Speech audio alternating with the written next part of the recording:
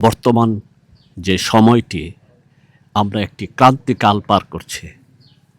আপনার এই প্রশ্নের স্ট্রেইট কাট কোনো উত্তর দেওয়া আমার পক্ষে সম্ভব নয়। তবে আমি যেটুকু বলতে চাই, হাজার বছরের ইতিহাসের পরিক্রমায় বর্তমানে আমাদের বাংলাদেশের জনগণ, বাংলাদেশের রাজনৈতিক অরাজনৈতিক সকল স্টেক হোল্ডার, পাশাপাশি ভারত, পাকিস্তান, চীন, রাশিয়া, যুক্তরাষ্ট্র,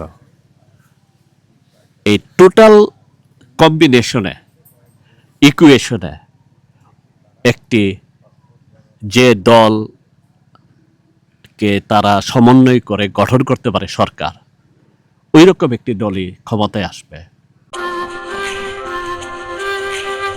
আসসালামু আলাইকুম। ওয়ালাইকুম সালাম। ভাইয়ের বয়স কত? আমার বয়স 50 প্রায়। আগামী নির্বাচনে কোন দল ক্ষমতায় যাবে বলে আপনি মনে করছেন? এই প্রশ্নটি আপনি একটি অত্যন্ত গুরুত্বপূর্ণ প্রশ্ন করেছেন, এই জন্য আমি দায়বদ্ধ টিভিকে ধন্যবাদ জানাই। হাজার বছরের ইতিহাসে আমরা বর্তমান যে সময়টি আমরা একটি ক্রান্তিকাল পার করছি। আপনার এই প্রশ্নের স্ট্রেইট কাট কোনো উত্তর দেওয়া আমার পক্ষে সম্ভব নয়।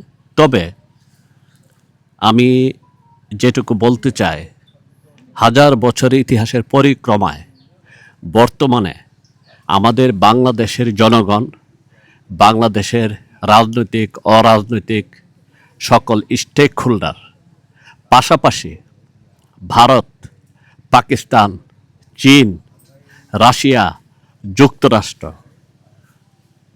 এই টোটাল কম্বিনেশনে ইকুয়েশনে একটি যে দলকে তারা সমন্বয় করে গঠন করতে পারে সরকার, ওই রকম একটি দলই ক্ষমতায় আসবে।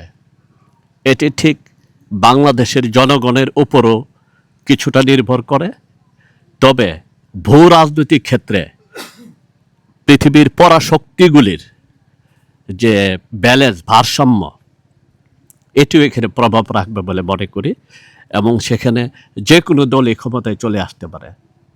সেটি এনসিপি হতে পারে, সেটি জামায়াত হতে পারে, সেটি বিএনপি হতে পারে, সেটি আওয়ামী লীগ না হলে অন্য কোনো দলও হতে পারে।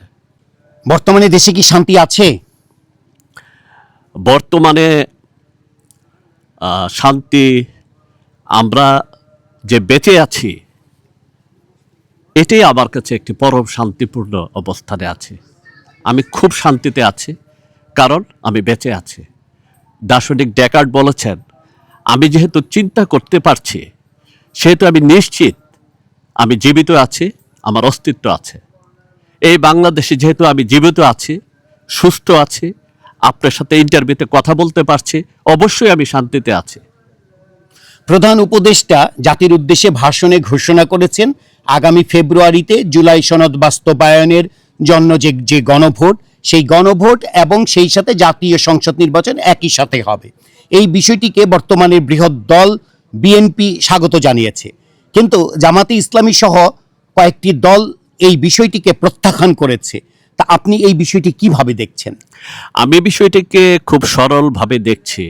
বিএনপি, জামাত বা কে কোন দল কি ভাবছে, এর চেয়ে বড় কথা হচ্ছে পৃথিবীর পরাশক্তিগুলি কি ভাবছে, সেটি হচ্ছে আমার কাছে ইম্পর্ট্যান্ট। ভালো থাকবেন। ধন্যবাদ।